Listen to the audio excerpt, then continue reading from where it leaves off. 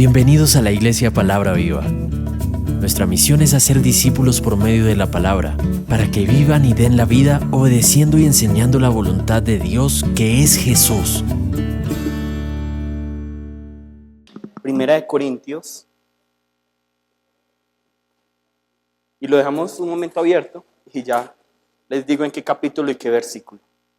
Cuando nosotros vemos la iglesia de Corinto, vamos a ver algo que nos llama mucho la atención, y es que a diferencia de otros libros de la Biblia, en la iglesia de Corinto va a haber muchas señales, va a haber muchos prodigios, se habla en lenguas, se traduce en lenguas. Vamos a ver que en esta iglesia se hacen sanidades, hay expulsión de demonios, un montón de cosas. Esa no es la iglesia que quisiéramos todos nosotros, una iglesia donde se manifestará todas estas señales y prodigios. Amén. Pero vamos a buscar 1 Corintios 3, 1 al 9. De manera que yo, hermanos, ¿quién está hablando aquí? Pablo. ¿A quién? A la iglesia de Corinto. No pude hablaros como a espirituales, sino como a carnales, como a niños en Cristo. ¿Por qué nos tiene que llamar esto la atención? Todos naturalmente pensaríamos que si yo puedo expulsar demonios, puedo hablar muy bien la palabra, puedo hacer sanidades, puedo hablar en lenguas, puedo interpretar lenguas. Una iglesia así sería denominada como completamente espiritual. Completamente espiritual. Sin embargo, Pablo dice esto: no les puedo hablar como a espirituales, sino como a carnales. Es decir, a pesar de todas esas cosas que están manifestando, a diferencia de otras muchas iglesias, ustedes no son espirituales, sino que son carnales. Os di a beber leche y no vianda, porque aún no erais capaces, ni sois capaces todavía. Miren, les está diciendo, ustedes pueden tener todos los milagros del mundo, pero ustedes no son capaces de recibir todavía lo espiritual, porque aún sois carnales. Pues habiendo entre vosotros celos, contiendas y disensiones, no sois carnales y andáis como hombres. Porque diciendo el uno, yo ciertamente soy de Pablo, y el otro, yo soy de Apolos, no soy carnales. ¿Qué pues es Pablo y qué es Apolos? Servidores por medio de los cuales habéis creído, y eso según lo que a cada uno concedió el Señor. Yo planté, Apolos regó, pero el crecimiento lo ha dado Dios. Así que ni el que planta es algo, ni el que riega, sino Dios, que da el crecimiento. Y el que planta y el que riega son una misma cosa, aunque cada uno recibirá su recompensa conforme a su labor. Porque nosotros somos colaboradores de Dios, y vosotros sois labranza de Dios, edificio de Dios. Amén. La resolución de esto se encuentra en 1 Corintios 13. Todos sabemos de qué nos habla 1 Corintios 13. En otras palabras, ¿por qué Pablo no les puede hablar como espirituales, sino como carnales a la iglesia de Corinto? Porque no tienen amor. Ellos no tienen amor. Pueden tener señales, pueden tener conocimiento, pueden tener prodigios, pueden expulsar demonios, pero no tienen amor. Durante este tiempo que yo he estado aquí ha sido un gran honor. Me ha maravillado realmente, como dijo hoy el pastor Diego, si esto no hubiera sido por oración, no hubiera sido posible. Porque es que yo escuchando las prédicas del pastor John, las prédicas del pastor Diego, como que en un momento, o sea, no, eso ya sí es por charlar, como que me daba como rabiecita. O sea, estos me están quitando la prédica, estos me están quitando la prédica. ¿Por qué? Porque es que todo está como tan bien articulado que no es como, pareciera que nos hubiéramos reunido y hubiéramos dicho, bueno, tú vas a hablar de esto. No me parece que hables de esto. No, ¿qué tal si le agregas esto? Los tres hablamos de esto, nunca hicimos eso.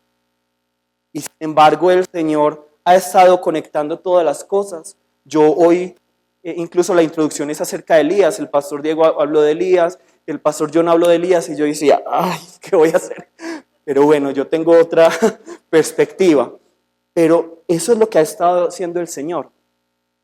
Nos ha estado uniendo y pienso que aunque uno de los objetivos principales de este seminario es que nos entrenemos, de que aprendamos, de que nos evaluemos, de que reflexionemos, de que digamos, uy, yo no soy capaz de hacer esto, pero por el Señor voy a hacerlo, me voy a tirar al abismo del Señor, digámoslo así. Voy a tirarme y voy a confiar en Él. Voy a confiar únicamente en Él. Porque yo sé porque yo ayer les decía todo esto, pero yo tampoco cumplo todo eso. A mí todavía me falta mucho y todos estamos aquí para aprender, para crecer, para reflexionar. Y pienso que ese es el momento para que todos nos detengamos, respiremos, pensemos si estoy haciendo las cosas bien y cuando termine el seminario, seguir adelante para la gloria del Señor. Pero entonces, lo que yo sí quisiera invitarlos es que aprovechen para estar también con otras personas, conversar, porque pienso que eso es lo que más enriquece nuestra vida cristiana, ¿cierto? Porque es que realmente, si uno quisiera, podría ver eso por internet una semana después, ¿cierto? Pero la cosa, el propósito que pienso que tiene el Señor es que de tantas iglesias, de tantos países, de tantas regiones nos unamos para escuchar el dolor del otro, para enriquecer nuestro lenguaje, para enriquecer nuestra visión, que es tan importante. Porque, por ejemplo, todos conocen el libro del saber. ¿Cómo es que? Había un programa donde había como una caja misteriosa y siempre decía una palabra. No me acuerdo cómo se llama el programa. Es el tesoro del saber. Siempre estaba la palabra misteriosa. Y la palabra misteriosa de este seminario pienso que es ¿cuál? No, hallaca. Yo pienso que ha sido hallaca. Porque todos los predicadores hemos utilizado esta palabra y pienso que todos, aunque no podemos decir que ya entendemos completamente la palabra, más o menos podemos relacionarnos el uno con el otro y decir, ¿será que esto es lo que sienten los venezolanos cuando tienen hallaca? Nosotros tenemos esta hallaca que es la palabra, ¿cierto? Todos nosotros estamos poniendo, digamos, unos el maíz, otros la carne, yo no sé qué es lo que hay en una hallaca, pero bueno, unos ponen los vegetales, otros ponen el condimento, cada uno está poniendo. Y aunque pareciera que el pastor Diego, el pastor John y yo somos los únicos que estamos dando, realmente no es así. Cada uno está dando con su atención, con el estar con el otro conversando. ¿Qué estás viviendo en tu país? ¿Qué estás viviendo en tu región? ¿Qué estás viviendo en tu iglesia? Con eso estamos dando mucho más incluso que nosotros como predicadores. Porque es que nosotros debemos entender esto. Yo les decía ayer que los japoneses cuando comen ramen tienen que hacer ruido, porque si no es mala educación. Y cuando un colombiano escucha eso, ¿qué dice? Qué ruido, qué mala educación. Pero realmente ese ruido no es tan ruidoso comparado con la injusticia social que nosotros vivimos en cada uno de los países, ¿cierto? Entonces, hoy estamos aprendiendo de muchas cosas, nos estamos uniendo muchas culturas, pero lo importante es que cada uno aprenda del otro. A mí una cosa que yo escuchando al pastor Diego como que me daba, incluso digámoslo así, envidia, es esa forma en la que él es capaz o sea, porque seguramente él ha vivido en muchos lugares, ¿cierto? Él ha pasado por muchos lugares y eso son cosas que no se consigue a través de los libros, sino a través del roce, de la experiencia, ¿cierto? Y eso es algo que de pronto nosotros no tenemos que ir tan lejos porque tenemos la bendición de que a través de este seminario vinieron varios países acá, entonces no tenemos que ir hasta Venezuela, Costa Rica, aunque sería una bendición. Ya los trajeron hasta acá para nosotros, el Señor los trajo. Enriquezcámonos a través de ellos, enriquezcámonos y aprendamos qué es una gaita, qué es un bambuco, qué es una samba, qué es una hallaca, ¿cierto? Y de esta manera nosotros podemos enriquecer no solo nuestro lenguaje, digámoslo, para predicar, sino también nuestro lenguaje espiritual, porque es así como nosotros realmente nos hacemos más espirituales, conociendo el dolor del otro, entendiendo el Señor cómo obra en el otro, No hay nadie aquí que se las conozca todas. Entonces, aprendamos del otro, que es lo más importante. Por eso es que es tan bonito el judo. ¿Todos saben qué es el judo? El judo es un arte marcial. A mí me gustan mucho los artes marciales, no por los ojos rasgados, simplemente. Sí, no todos los que tienen ojos rasgados saben karate, taekwondo, ¿no? Pero el judo tiene una filosofía que nosotros como cristianos tenemos que utilizar. ¿Cuál es? En el judo no es puño contra puño como en el boxeo, como en el taekwondo patada contra patada, sino que ¿qué es lo que yo hago en el judo? A mí me golpean, ¿yo qué hago? Aprovecho la fuerza del otro. A mí me tiran, entonces ¿yo qué hago? Yo me tiro hacia él y aprovecho como esa fuerza. Eso es lo que yo debo de hacer. En otras palabras, dicen así: si a mí me atacan con espada, ¿con qué me debo defender? Con un algodón. Con un algodón. De esta manera nosotros como cristianos tenemos que empezar a participar de ese amor que nos habla Cristo. No es solo conocer, no es solo tener señales y prodigios, sino que a veces es importante bajar la cabeza, escuchar más, porque eso nos falta también como cristianos. Somos muy buenos predicando, pero hay que aprender también a escuchar más. A veces las mejores predicaciones en los grupos pequeños salen cuando damos solo una palabrita y solo escuchamos. Escuchamos y decimos: el Señor a través de esa palabra tiene eso para ti. Y ya, con eso se transforman más vidas a veces que una prédica de 3 horas, 4 horas. Por eso en el entrenamiento que yo le hago, por ejemplo, a la iglesia en Medellín, cuando predican, yo les digo: prediquen solo 5 minutos. Porque más de 5 minutos ya es cháchara, ¿cierto? Muchas veces lo que decía ahora el pastor John, decía: cuenten solo lo que deben de contar. Obviamente las prédicas son más extensas si es necesario, pero si yo soy capaz de contar en 5 minutos lo que voy a contar en 10 minutos, en 1 hora, entonces es que lo estoy haciendo bien. Si en 5 minutos no soy capaz de contar lo que voy a contar en 1 hora, es que estoy mal, estoy poniéndole de mí. No puede ser así, tiene que ser solo la palabra de Dios. Listo, entonces vamos a orar en este momento y vamos a pedirle al Señor que no solo nos llene de conocimiento, no solo nos dé señales y prodigios, sino que ponga el amor de Cristo en cada uno de nosotros y que realmente nosotros como iglesia, Palabra Viva, aquí Gozo Santo y cada una de las iglesias aquí representadas podamos tener esa unidad de iglesias que debemos de tener. Listo, y que el Señor sea quien nos permita tener misericordia y empatía con el otro. Vamos a llamar el nombre de nuestro Señor y vamos a orar. Jesús, Padre Santo y Todopoderoso, Padre Dios, gracias Señor por tu misericordia, Señor. Gracias Señor por ese tiempo en el que nos permites estar aquí, Padre.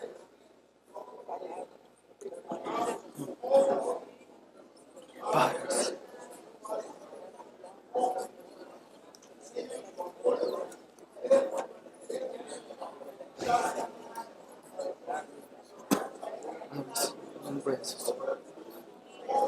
Ayúdanos, Señor, ayúdanos. Llénanos de tu amor, Señor. Llénanos, Señor, y obra, Señor.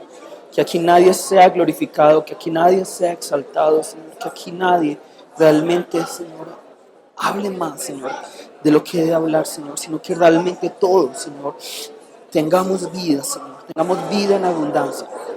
Que el Padre Dios se manifieste tu honra, gloria, Padre, y poder en este lugar, Señor. Padre Dios, yo te pido, Señor, que nos permita, Señor, realmente entender, Padre Dios, Señor. Padre Dios, Señor, tu voluntad agradable. Ayúdanos, Señor, a realmente glorificarte. Padre Dios, Señor, ayúdanos a glorificarte, a honrarte, a servir.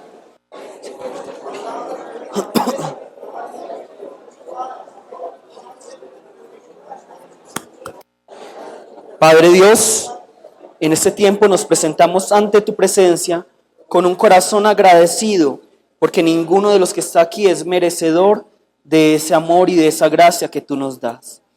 Padre Dios, gracias por reunir a tantos países en un lugar. Gracias por reunir a tantas regiones, a tantas personas en un lugar, con un mismo propósito que es darte la honra, la gloria y la alabanza. Pero permite, Señor, que cada uno de nosotros también seamos enriquecidos a través de la vida del otro, de las vivencias del otro, de las reflexiones del otro, y que de esta manera hagamos iglesia. La iglesia no es un lugar, la iglesia son cada una de los miembros que la componen, Señor. Por eso te pedimos, Señor, que le permitas, Señor, a esta iglesia, que somos todos nosotros, ser una iglesia viva, una iglesia que te dé la honra, la gloria y la alabanza, y que se entrene para llevar la palabra, pero que esta palabra esté también acompañada por acciones de amor hacia el hermano que más lo necesita. Te lo pedimos en el nombre de Jesús. Amén. A mí hay una canción de un cantautor colombiano que se llama Santiago Benavides. Yo no sé quiénes de ustedes conocen a Santiago Benavides. Es espectacular. Y tiene una canción que se llama Sancocho. Sancocho. Entonces, él dice, no, sigan al sancocho. Y ahí solo se le pone más agua. Solo le pone más agua. Póngale agua al sancocho. Entonces, así es la cultura latinoamericana. No pierdan eso. No pierdan eso que es tan bonito. Listo. Bueno, vamos a buscar Mateo 3, del 1 al 6. En aquellos días vino Juan el Bautista predicando en el desierto de Judea y diciendo, arrepentíos, porque el reino de los cielos se ha acercado. Pues este es aquel de quien habló el profeta Isaías cuando dijo, voz del que clama en el desierto, preparad el camino del Señor, enderezad sus sendas. Y Juan estaba vestido de pelo de camello y tenía un cinto de cuero alrededor de sus lomos, y su comida era langostas y miel silvestre, y salía a él Jerusalén, y toda Judea y toda la provincia de alrededor del Jordán, y eran bautizados por él en el Jordán, confesando sus pecados. Amén. Entonces nosotros vemos aquí a este personaje del cual hemos hablado tanto, de Elías, que ya ayer hablamos, de Juan el Bautista, que es ¿quién? Elías, y ya eso lo confirma Jesús, e incluso Mateo, como ya les dije, Mateo trata de utilizar el Antiguo Testamento para confirmar lo que él dice. Entonces por eso es que incluso él está diciendo aquí, y es muy interesante, una frase que es, Juan estaba vestido de ¿qué? Pelo de camello. ¿Quién más estaba vestido de pelo de camello? Elías. Vamos a buscar 2 de Reyes 1:8. Y ellos le respondieron, un varón que tenía ¿qué? Vestido de pelo y ceñía sus lomos con un cinturón de cuero. Entonces él dijo, es Elías Tisbita. Entonces miren que Mateo está utilizando elementos del Antiguo Testamento para confirmar, sí, este Juan el Bautista es el Elías, y sí, este Jesús es el Mesías. Por eso es que Mateo es tan interesante, porque une ese Antiguo Testamento con el Nuevo Testamento, nos permite conocer mucho las promesas del Antiguo Testamento, ¿cierto? Pero a mí me da como pesar un poquito con Juan el Bautista, aunque también pienso que él es muy privilegiado. ¿En qué sentido él es privilegiado? ¿Quién me podría decir? Él es privilegiado porque desde el vientre fue lleno del Espíritu Santo. Fue lleno del Espíritu Santo desde el vientre. ¿Qué más? Porque fue escogido para preparar el camino del Mesías. Fue preparado para el camino del Mesías. Él preparaba el camino. Preparó el camino. Lo mismo iba a decir. Yo estoy de acuerdo. Imagínense Juan el Bautista, un hombre como cualquiera de nosotros.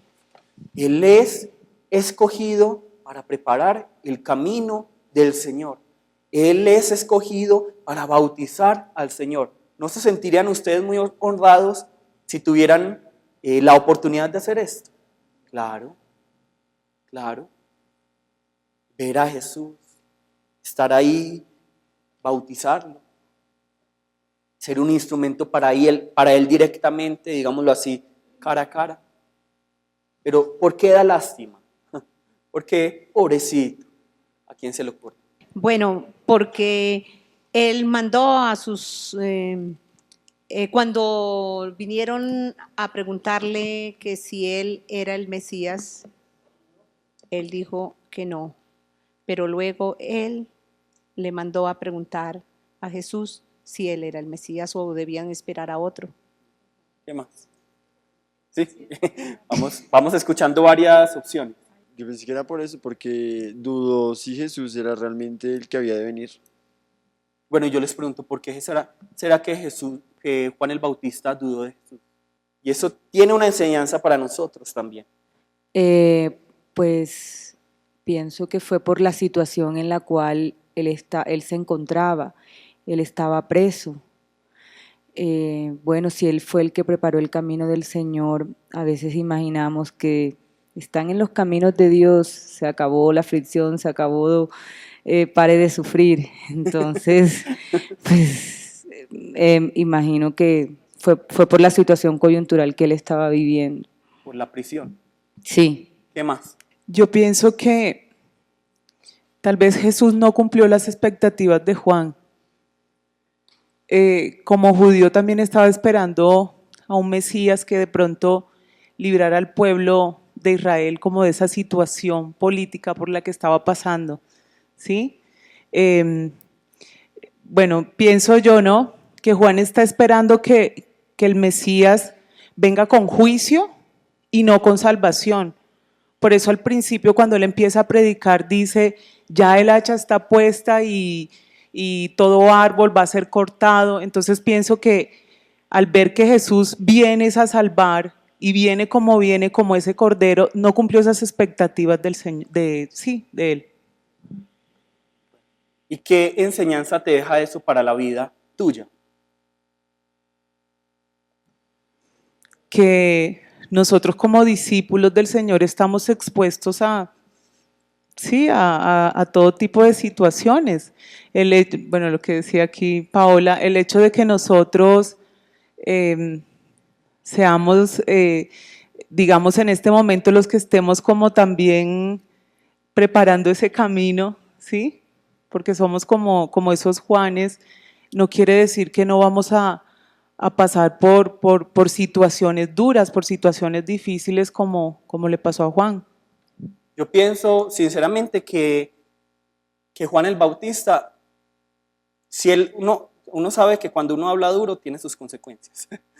Uno sabe que cuando uno está diciéndole a Herodes, es que mira que está haciendo mal, uno sabe que va a pasar algo, ¿cierto? Va a pasar algo. Entonces yo pienso, según lo que me dice la palabra, que lo que a Juan el Bautista le hace dudar son las expectativas. Pero entonces, ¿qué te enseña eso a ti con respecto a tu vida, ¿cierto? Tomando no que está Juan el Bautista en la cárcel, sino acerca de las expectativas. O alguien más, ¿quién me podría de pronto hablar acerca de las expectativas? Pues digamos que pensando un poco en cuando Jesús dice que bienaventurado el que no tropiece en mí, yo pienso que, y tengo un ejemplo muy cercano de que cuando uno tiene esas expectativas de que Jesús va a poder realizarle a uno algún favor especial, un sueño, bueno, como algo que uno quiere y está esperando que Dios le conceda a uno. Y uno se da cuenta cuando llega a Jesús que no se trata de uno, sino se trata es de Él. Ahí uno en ese momento tropieza con Jesús y en ese momento es cuando las expectativas de uno pues se tropiezan, sí. Entonces miren, vamos a Mateo 11 y nosotros vamos a ver que cada secta judía, porque ya escuchamos ayer que secta no es una mala palabra en esa época, sino simplemente eran denominaciones, tenía sus expectativas acerca de Jesús. Entonces, por ejemplo, los fariseos, ¿qué tipo de Jesús estaban esperando o qué tipo de Mesías estaban esperando? Un Salvador, ¿qué más? Un libertador, ¿qué más? Un rey, ¿qué más? Un vengador, ¿qué más? Ellos estaban esperando a una persona que hiciera cumplir la ley. Ellos estaban esperando un nuevo Moisés, ¿cierto? Que fuera duro. Ellos que tuviera ese poder, ¿cierto? Por ejemplo, nosotros sabemos quiénes son los celotes. ¿Qué tipo de Jesús o Mesías esperaban los celotes? Un revolucionario, un guerrillero. Ellos estaban esperando eso. Juan el Bautista también tenía sus expectativas acerca de Jesús. Y como Jesús no cumple esas expectativas, por eso es que él manda a preguntar y Jesús le responde esto. Y haced saber a Juan las cosas que oís y veis. 11:4. Los ciegos ven, los cojos andan, los leprosos son limpiados, los sordos oyen, los muertos son resucitados, y a los pobres es anunciado el evangelio. Y bienaventurado es el que no halle tropiezo en mí. Entonces, cuando ya se iban estos discípulos, los discípulos de Juan, Jesús empieza a decirle a la gente: ¿qué salisteis a ver al desierto? ¿Una caña sacudida por el viento? ¿O qué salisteis a ver? A un hombre cubierto de vestiduras delicadas. Por allá dijeron: a un rey estaban esperando.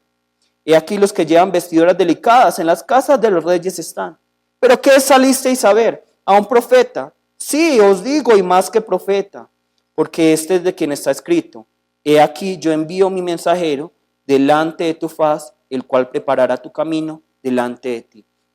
Entonces aquí nos está mostrando Jesús que Él no va a cumplir las expectativas ni de Juan el Bautista, ni de los fariseos, ni de los celotes, ni de nosotros, como dijeron ahora.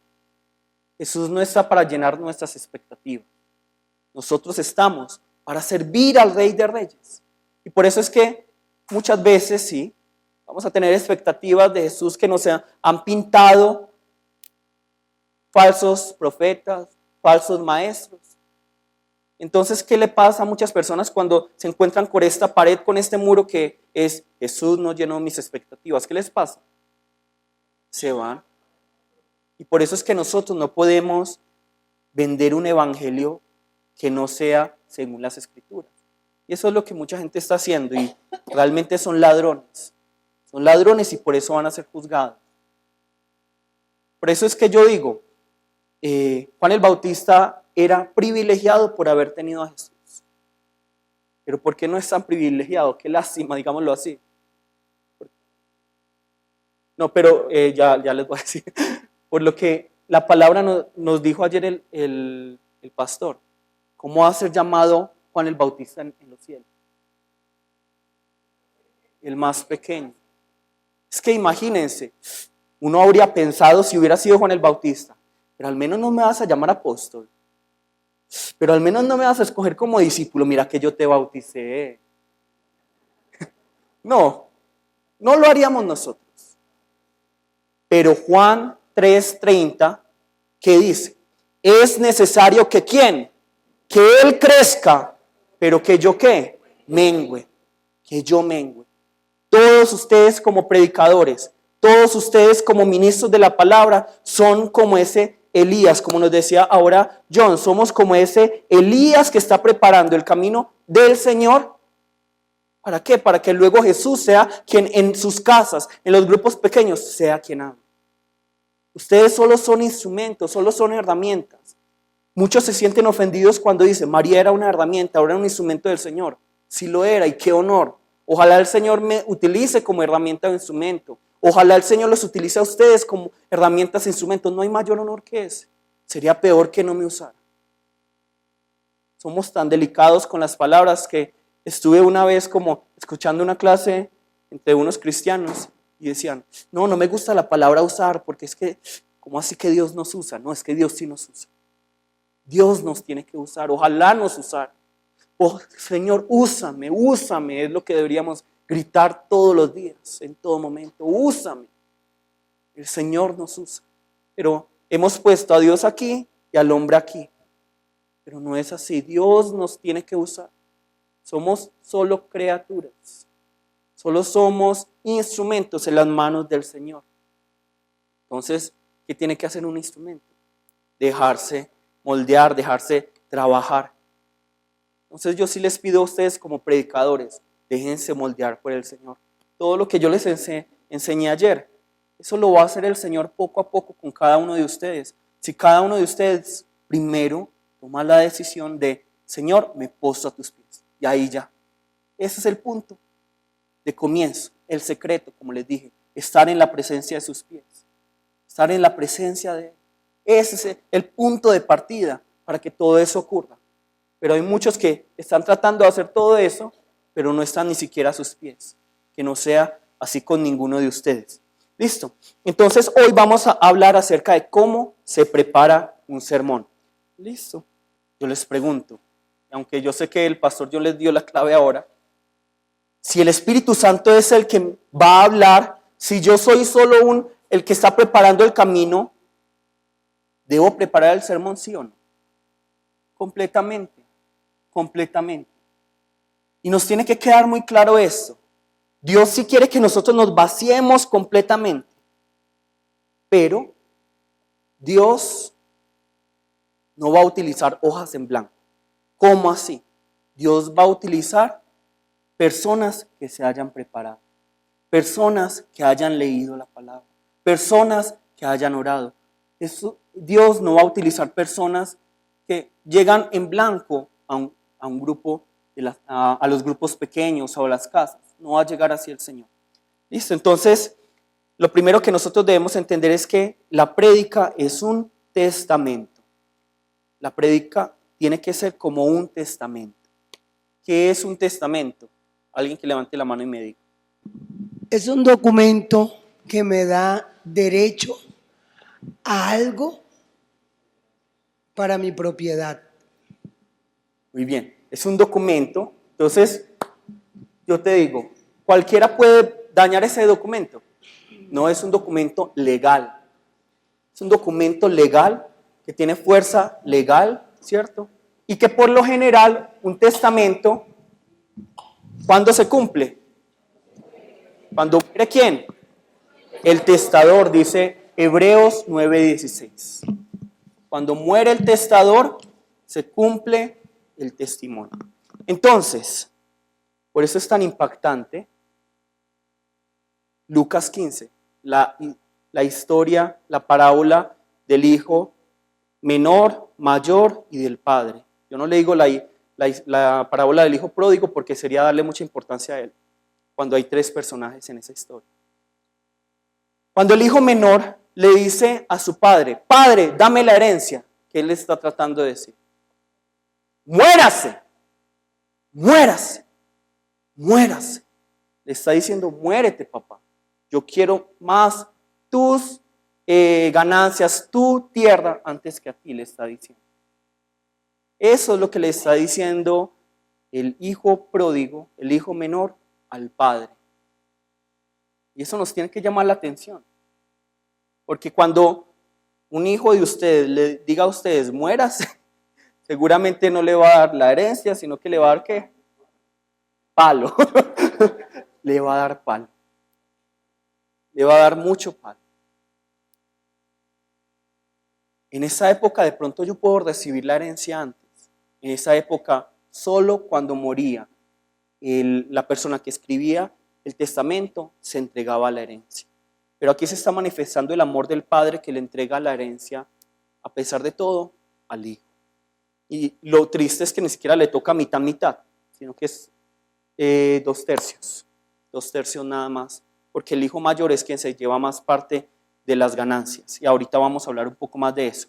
Pero entonces estamos viendo que el testamento se da únicamente cuando muere la persona y también que es un documento legal. Entonces, si yo les estoy diciendo que la predicación tiene que ser como un testamento, ¿qué les estoy tratando de decir? Primero, que nosotros tenemos que dar la prédica siempre como si fuera la ¿qué? La última. La última, no sabemos cuándo nos vamos a morir. Entonces, ¿alguno de ustedes escribe un testamento sabiendo que va a morir mañana? No, uno escribe el testamento antes sin saber cuándo va a morir. De la misma manera, yo debo estar siempre preparado porque de pronto esta sí va a ser mi última predicación. Y cada predicación que ustedes estén preparando y cada predicación que ustedes estén dando tiene que ser como la ¿qué? Como la última. Y deben entregar todo, entregar su vida en cada predicación. Si ustedes no están entregándolo todo, si no están entregando su vida, entonces no son buenos predicadores. Por eso es que nosotros debemos entender eso que les decía ayer. Cuando ustedes ven que el grupo que era de 100 personas, vinieron simplemente 5 personas. Y entonces dicen, voy a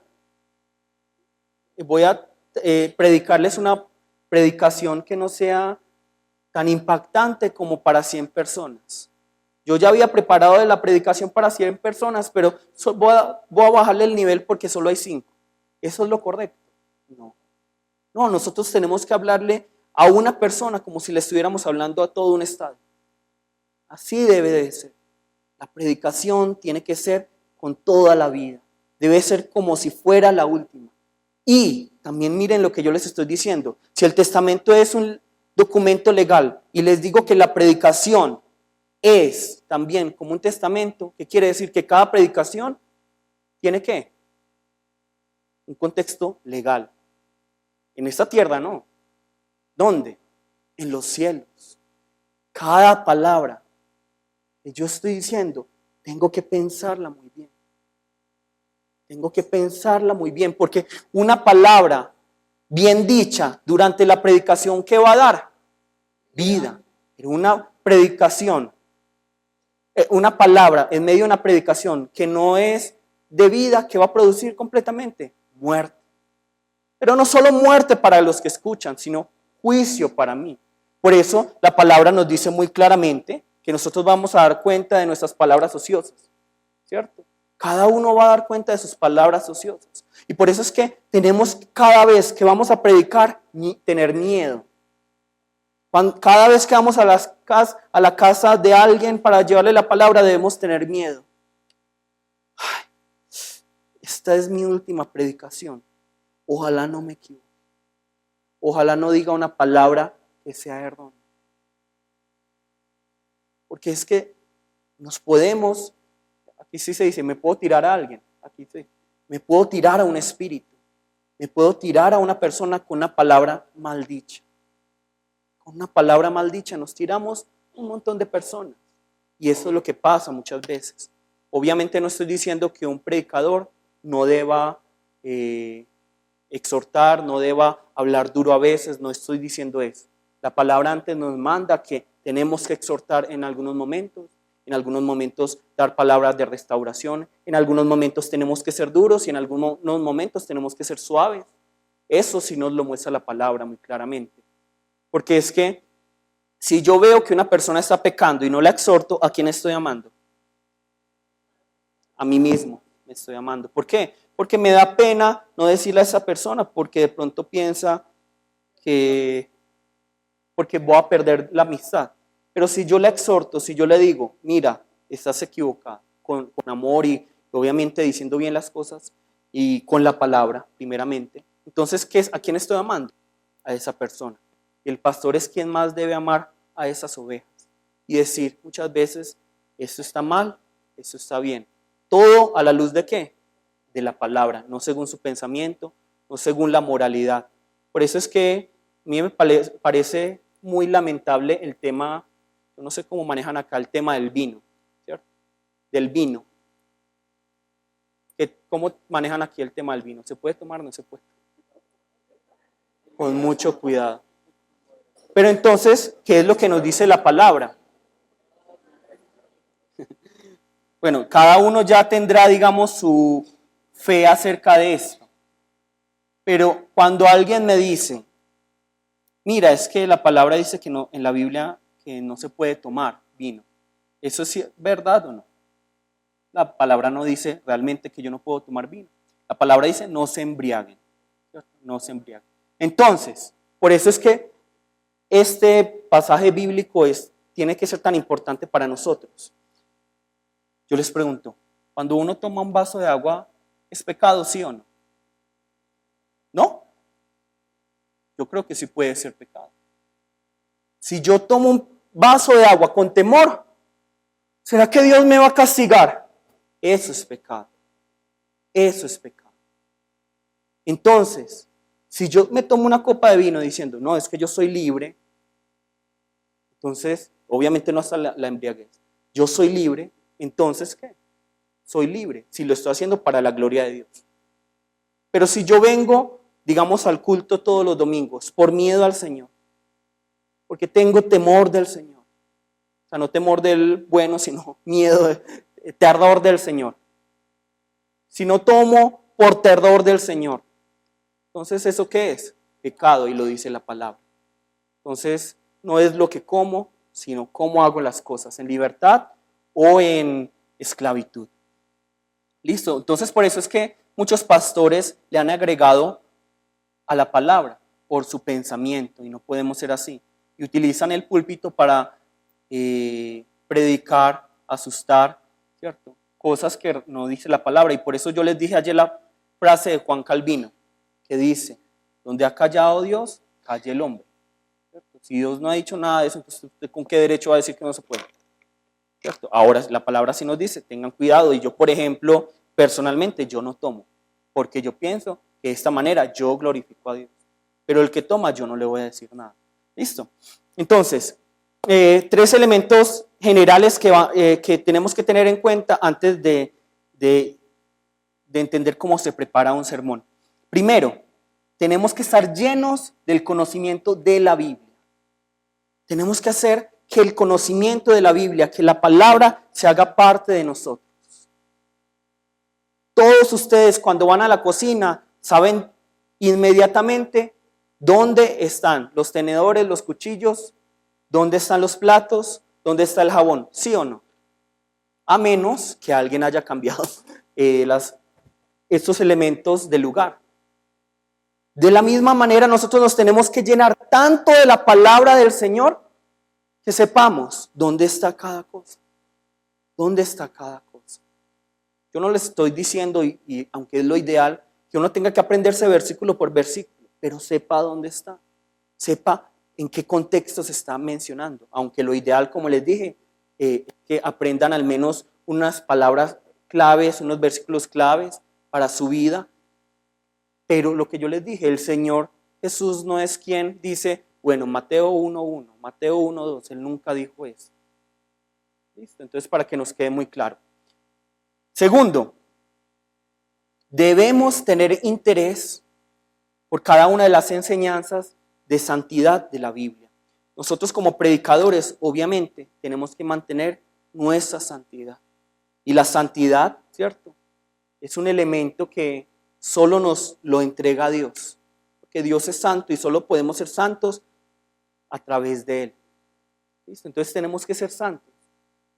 Tenemos que mantenernos santos. Y eso lo vamos a ir tratando ahorita. Es que imagínense, digamos yo tengo un como pitillo, ¿cierto?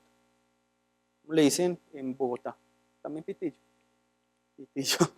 Bueno. Y acá yo tengo una cucaracha.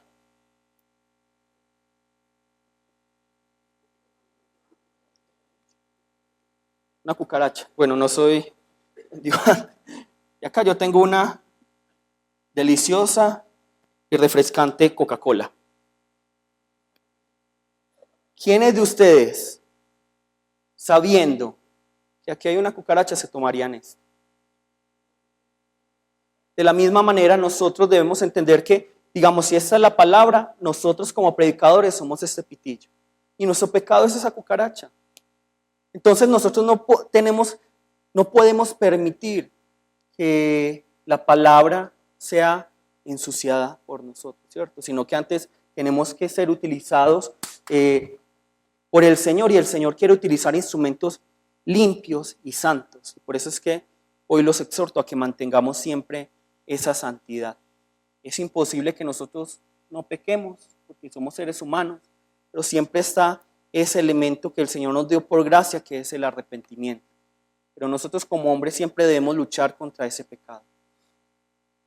Y tercero, está que nosotros debemos entender que la predicación es como la Santa Comunión, donde nosotros estamos compartiendo el pan, que es Jesús, y estamos compartiendo ese vino, que es ¿qué?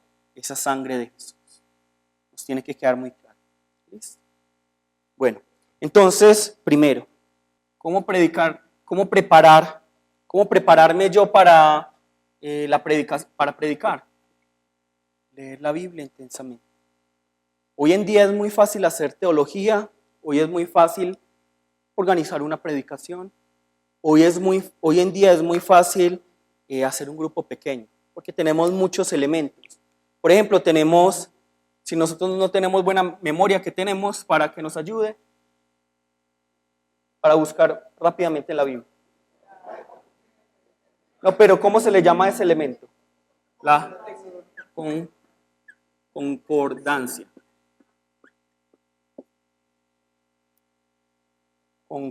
Sí. Si nosotros, por ejemplo, no entendemos un texto, si no entendemos una palabra, ¿qué significará esto en hebreo y en griego? ¿Qué podemos utilizar? Un diccionario. ¿Cierto? De hebreo o griego. Si queremos ver más allá, digamos, en su contexto, cómo se utilizaba una palabra, podemos utilizar un diccionario teológico. Y si, por ejemplo, nosotros no entendemos un pasaje, podemos utilizar un comentario bíblico.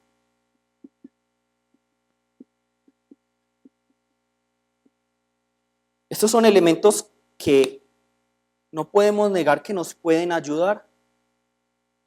Pero ¿cuál es el problema que he encontrado muchas veces? Es que con esto yo puedo hacer una muy buena enseñanza o puedo hacer una secta.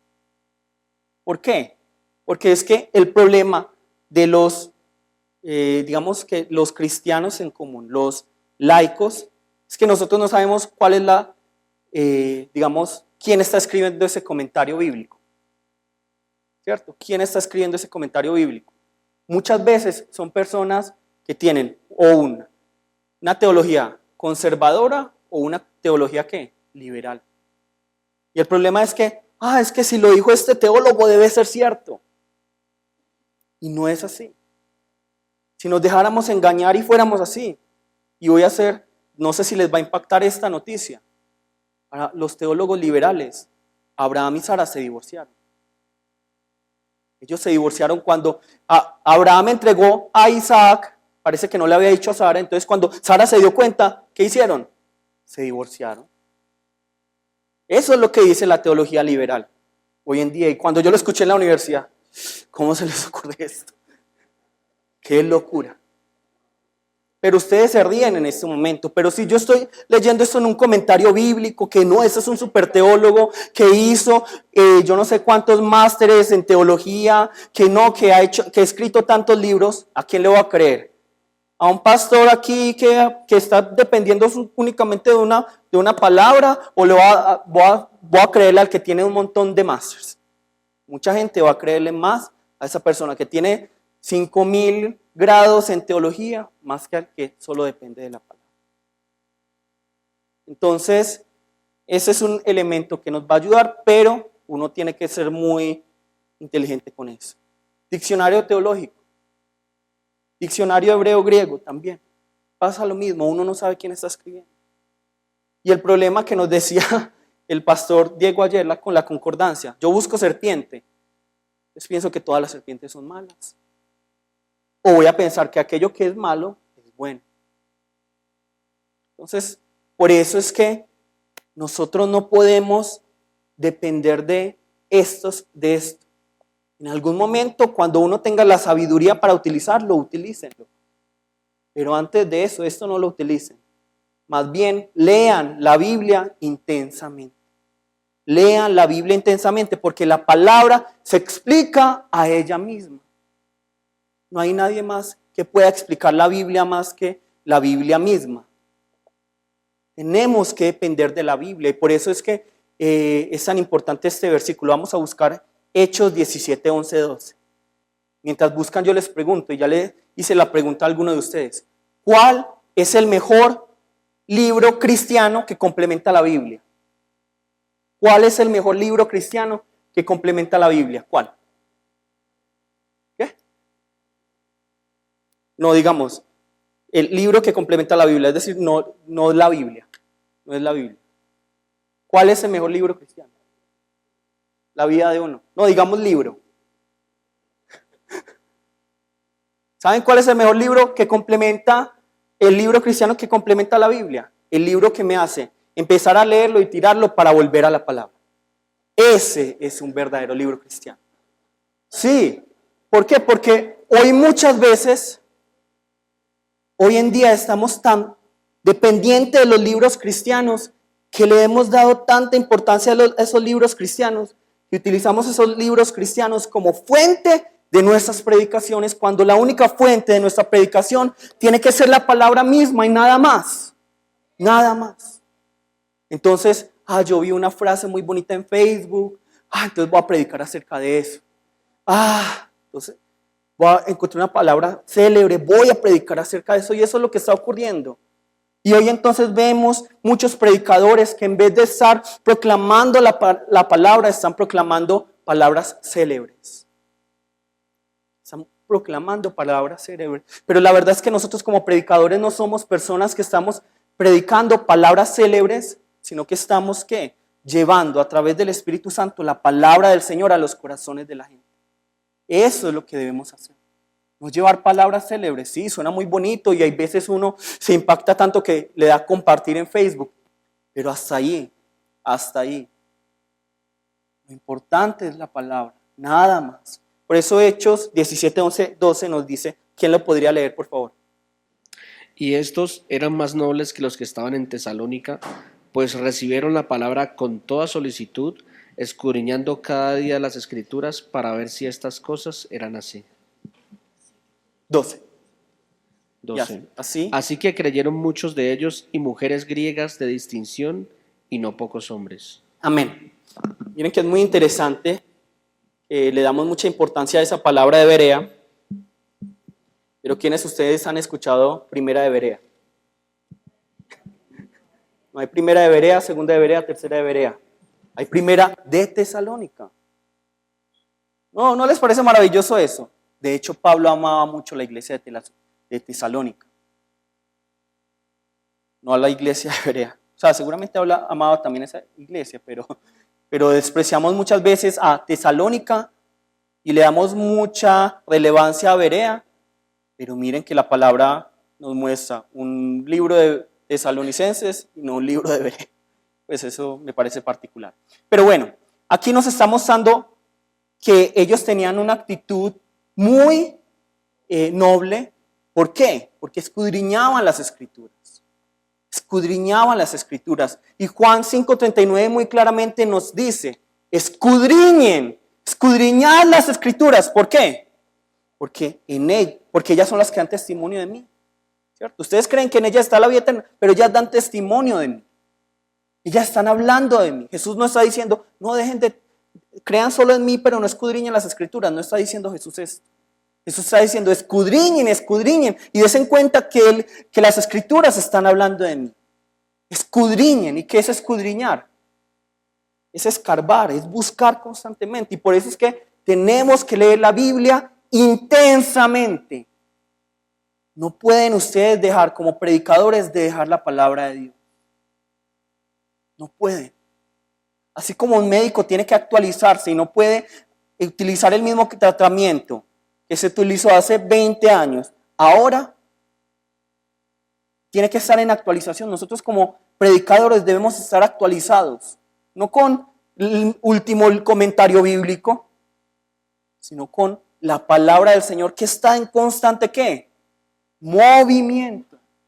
La palabra es viva y eficaz, dice la palabra, y es que ella se actualiza en nuestros corazones. Ella se actualiza en nuestros corazones.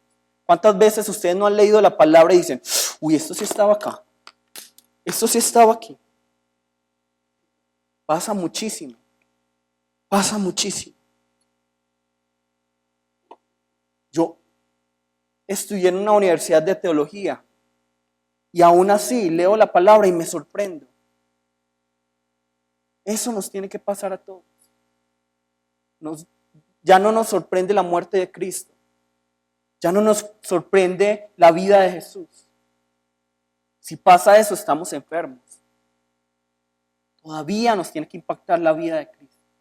Que así sea con cada uno de nosotros. Y por eso es tan importante que entendamos esto. ¿Qué es una secta? ¿Qué es una secta? No, ya no hablando de los judíos, sino ¿qué es una secta? Un grupo independiente. Grupo independiente.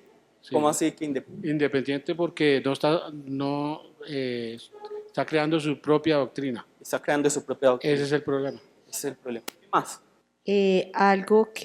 Un conocimiento que estaba en la verdad y se desvía en Ese su propia prudencia. día de su propia prudencia. Allá. Pues mire, sinceramente, pues yo oí hace rato en una iglesia cristiana, cuando uno empieza a hacer los discipulados, cuando uno está recién convertido, que secta significa los que tergiversan la palabra de Dios. Ahora, la palabra enseña que algunos medran falsificando la palabra de Dios. Medrar, usted, doctor que es médico, cuando un niño no medra, es el niño que no crece. Entonces, hay personas que crecen aparentemente, pero bueno, todos sabemos económicamente, pero falsificando la palabra. Yo pienso que esos son las sectas, ¿no? Entonces, muy bien, nosotros debemos entender algo y es que la mayoría de las sectas van a utilizar la palabra y uno va a creer, uy, sí, tiene toda la razón. Pero cuando se tergiversa incluso un 1% de la palabra, eso ya es una secta. Entonces, por eso es que nosotros tenemos que ser cuidadosos con la palabra, porque yo les he dicho que la predicación es un ¿qué? Como un testamento, entonces tiene un componente ¿qué? Legal en el reino de los cielos. Entonces, si yo me equivoco en cosas, digamos, chiquitas, que realmente la palabra, digamos, que me da ese abanico para que yo no tenga que decir esto es o no es, porque si a mí me dicen, es que tomar o no tomar, pues eso es un abanico que yo no puedo decir, es que el que toma es pecador y el que no toma no es pecador, yo no puedo decir eso. Pero si yo me estoy equivocando en problemas tan grandes como el problema, digamos, de la salvación, el problema de tantas cosas, ahí es donde tenemos que ser muy cuidadosos, ¿listo? De quién es Dios, de quién es la verdadera iglesia. Si nosotros pensamos que esta es la única iglesia, ¿qué es eso? Una secta, ¿cierto? Que nosotros tenemos la última revelación, eso es una herejía. Entonces, para que seamos muy cuidadosos con eso. Listo, vamos a buscar Salmo 1.2, Salmos 1.2.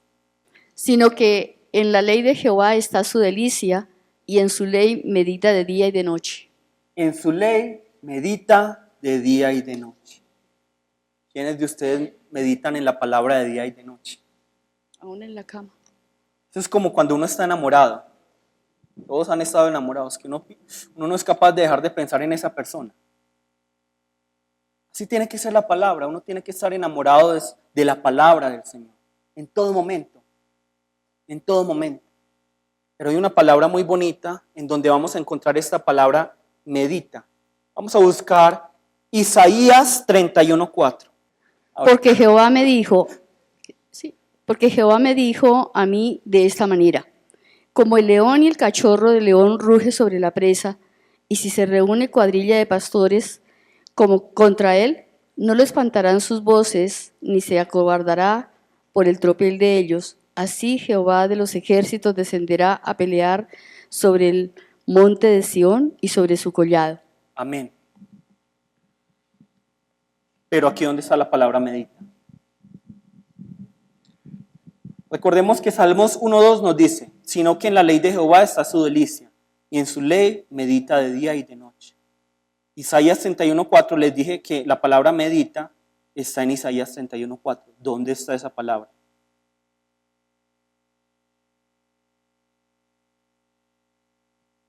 Si ustedes van, por eso a veces sí es bueno conocer un poco de hebreo y de griego. Si ustedes van al diccionario hebreo, van a encontrar una lista de dónde sale la palabra medita y en qué versículo sale. Y va a salir Isaías 31:4 y uno lo lee en español y uno no encuentra la palabra meditar. Pero si yo cambiara esto para hebreo, ¿cierto? Que es el lenguaje original, y no estoy diciendo que uno sea más por saber hebreo o griego, es una herramienta más, pero realmente, como les digo, yo no necesito saber hebreo o griego para conocer la palabra, pero me ayuda, es un instrumento, una herramienta. Aquí la palabra ruge, rugir, es meditar. Ruge. ¿Cierto? Yo no pronuncio bien la doble R, entonces. Rugir. Rugir. La voy a escribir mejor. Sí, porque yo digo, Pedro, y todos, Pedro. Rugir. Entonces, ¿qué nos está diciendo aquí la palabra? Sino que en la ley de Jehová está su delicia y en su ley ruge de día y de noche. Es decir, en otras palabras, ustedes tienen que rugir por la palabra del Señor. Pero cuando nos está diciendo aquí Isaías 31:4, ruge por la presa. Ruge por la presa. ¿Qué? Ustedes han visto cómo son los leones cuando tienen una presa y viene, digamos, otro animal. Están rugiendo, están cuidando la presa. Ustedes tienen que rugir por la palabra del Señor. Ustedes tienen que cuidar esa palabra del Señor. Nadie les puede quitar esa palabra. Nadie. Pero cuando ustedes no leen la palabra intensamente, ustedes están entregando la palabra. Tenemos nosotros que rugir por la palabra. Si el enemigo viene para quitarme la palabra, si alguien de una secta viene para quitarme la palabra, si un pastor, un ministro, un falso profeta, un apóstol, vienen para quitarme la verdad de la palabra, ¿yo qué debo de hacer? ¿Cómo se ruge? Eso, así. Tienen que hacer así antes. Tenemos que cuidar nuestra palabra. No permitan que nadie les quite la palabra. No importa, como yo les digo, que sea un pastor que lleva 50 años predicando, el que tenga 50 títulos de teología, no. La palabra ustedes la tienen que cuidar y es responsabilidad de ustedes. Yo por eso, para mí sinceramente, para aquellas personas que caen en la teología de la prosperidad y luego se vuelven pobres porque fueron tumbadas por un pastor que les dijo, si siembras, vas a ser multiplicado. Para mí, el culpable no es ese pastor. Es él por no escudriñar las escrituras. Para mí es así. Obviamente da lástima, da mucha lástima. Pero la palabra nos dice que es responsabilidad de cada uno de ustedes y mera responsabilidad de escudriñar las escrituras. De cada uno es la responsabilidad. No es solo del pastor, no es solo de los líderes, no es solo de los que sirven, sino de todos. Cada uno tiene que escudriñar las escrituras. Por eso tenemos que tener claro, nosotros tenemos que predicar solo una teología de la prosperidad. ¿Cuál? Que nuestra prosperidad es que el Señor esté con nosotros y ya. Esa es mi prosperidad, nada más. El Señor está conmigo y esa es mi mayor prosperidad. Listo. Segundo, la oración. ¿Cómo me preparo yo para predicar? Obviamente no piensen tanto en que es que paso 1, paso 2. Como yo soy muy metódico, me gusta más así. Pero John Piper, todos saben quién es John Piper, dice algo muy interesante.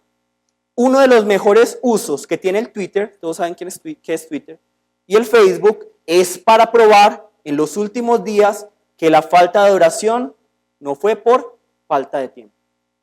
¿Cierto? Todos estamos entendiendo eso. Entonces, qué bueno que existe el Facebook para demostrarnos que hay tiempo para orar. ¿Cierto? Nosotros como cristianos debemos entender que la única fuente para que nosotros podamos hacer que nuestra predicación realmente se haga espiritual es ¿qué? La oración. Nosotros debemos orar. Nuestras fuentes de información son la Biblia, la oración y el Espíritu Santo. Entonces nosotros debemos orar, debemos estar en constante oración. Si nosotros no oramos por nuestras prédicas, son palabras vacías, aunque puedan parecer muy elocuentes. Ustedes tienen que orar cuando predican. Pero ¿quién es el que tiene que orar? ¿Solo el predicador? No. También los que escuchan. Señor, haz que hoy el pastor no se equivoque. Haz que hoy el pastor solo predique tu palabra. Es responsabilidad de todos. La iglesia, la hacemos todos, no solo el pastor, no solo los que están a cargo de algunos ministerios, todos. Y por eso es que vemos aquí, Colosenses 4:3, vamos a buscar. Orando también al mismo tiempo por nosotros, para que el Señor nos abra puerta para la palabra, a fin de dar a conocer el misterio de Cristo, por el cual también estoy preso. Entonces miren que la palabra misma nos está diciendo, ustedes como miembros de la iglesia tienen que hacer ¿qué? Orar. Orar por aquellos que están predicando. Hoy en día los pastores no oran. Hoy en día los predicadores no oran. Y sacan muchas excusas. Dicen incluso, descarados, no, es que tengo que organizar el seminario de oración, entonces no tengo tiempo para orar. ¿Tiene lógica? ¿Tiene lógica? No tiene lógica. Estoy escribiendo mi libro acerca de oración, pero no, que no tengo tiempo porque la editorial me está pidiendo que le mande el libro rápidamente. No hay razón de eso. Saquemos más tiempo para orar todos. La oración es nuestro instrumento para que esa palabra que vamos a compartir se haga espiritual y también para que nos haga sensibles a la voz de las ovejas. Aquellas personas que estamos, digamos, guiando. ¿Qué es tan importante eso? Muchas veces somos así, como un pastor que coge una oveja y comete pues ¿con qué come? Comete este pasto, comételo. Pero la oveja está diciendo, no, pero es que yo ya estoy llena, lo que yo necesito es que me des medicamento porque se me metieron unos bichos por la nariz. No, pero comete este pasto, comételo. No, a veces tenemos que escuchar a las ovejas. Tenemos que escuchar a las ovejas, saber qué necesidades tienen y así podemos actuar mejor. Tenemos que escuchar más y así vamos a poder dar una mejor medicina. ¿Cuál es la medicina? Obviamente la palabra. Pero no es solo dar información, meter pasto en la boca de la oveja para que coma. No. Es como con los bebés. Los bebés lloran por varios motivos, pero por lo general es o que quieren que los carguen, o porque quieren o se los cambien, o porque tienen hambre. Pero uno cuando comienza como padre, ¿qué es lo primero que piensa? Hambre. Entonces uno trata de meter leche. Y el bebé no está ya no quiero más, pero leche. No. Entonces, seamos cuidadosos con eso. Listo. Y vamos a buscar Isaías 62:7. Ni le deis tregua hasta que restablezca a Jerusalén y la ponga por alabanza en la tierra. Ni le deis tregua. ¿Qué es una tregua? Descanso. Espera. Es decir, molesten a Dios, no lo dejen descansar. ¿Hasta qué? Hasta que restablezca ¿qué? A Jerusalén. Vamos a decir 3 veces, cada uno. Espíritu mío, no le des tregua hasta que restablezca, y cada uno va a decir su ciudad. Entonces cada uno, Espíritu mío 3 veces. Espíritu mío, no le des tregua hasta que restablezca a Medellín. Espíritu mío, no le des tregua hasta que restablezca a Medellín. Espíritu mío, no le des tregua hasta que restablezca a Medellín. No le demos tregua al Señor. La palabra nos está diciendo, la palabra nos está diciendo, por favor, no me dejes descansar. ¿Y nosotros qué hacemos? No, pero sí, descansa. No, pero por favor, que no me hagas descansar. No, pero Dios, descansa. Ya te mando que no me dejes descansar. No, descanso. No, nosotros no podemos darle tregua al Señor, no podemos dejarle descansar. Bueno, tercero, súper importante.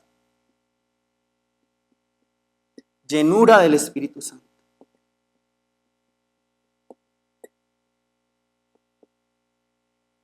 La llenura del Espíritu Santo.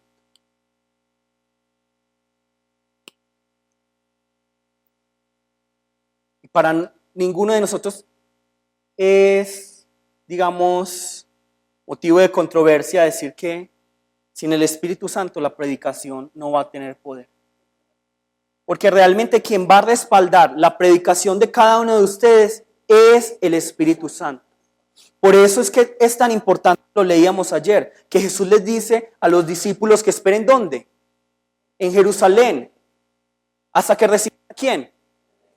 Al Espíritu Santo, porque así van a poder tener poder y luego autoridad, y van a ir a todas las naciones a llevar la palabra. ¿No habría sido más como para Jesús y más rápido que Jesús hubiera dicho, pero ya está tarde, salgan ya?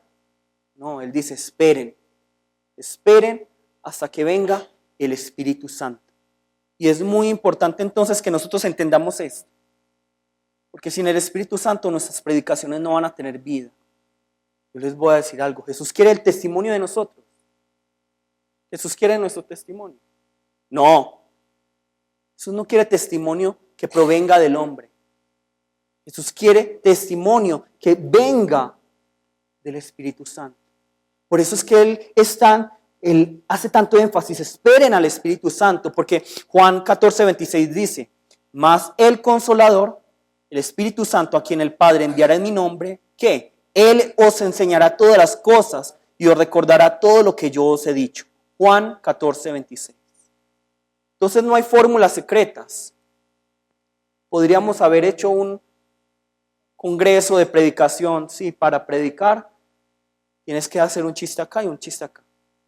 Tienes que hacer esta ilustración o aquella ilustración.